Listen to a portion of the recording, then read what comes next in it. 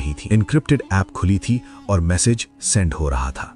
कमरे में सन्नाटा छा गया। आर्यन की आंखें कुछ सेकंड्स के लिए स्क्रीन पर टिक गईं। पहली बार उसके चेहरे पर हल्की सी टेंशन दिखी, लेकिन अगले ही पल उसने खुद को संभाल लिया। ये एडिटेड हो सकता है सर, उसने कामली कहा, लेकिन आर्मी इसके लिए तैयार थी। दूसरा प्रूफ सामने आया, सिग्नल ट्रेस रिपोर्ट, जिसमें साफ लिखा था source Aryan Malik's device, destination border के उस पार। अब कोई बचाव नहीं था। कमरे में बैठे सभी ऑफिसर्स की नजरें सीधे उसी पर थीं। कुछ सेकंड्स की खामोशी जो बहुत कुछ कह रही थी। फिर आर्यन ने गहरी सांस ली और धीरे से मुस्कुराया, एक अजीब सी मुस्कान जो पहले कभी किसी ने नहीं देखी थी। इतना टाइम लग गया आपको? उसने धीमी आवाज में कहा। यह सुनते ही कमरे का माहौल पूरी तरह बदल गया। अब कोई डाउट नहीं था, वो खुद सब कुछ एक्सेप्ट कर रहा था। क्यों किया ये सब? एक ऑफिसर ने सख्त आवाज में पूछा। आर्यन कुछ सेकंड्स चुप रहा, जैसे वो कुछ सोच रहा हो। फिर उसने सिर उठाया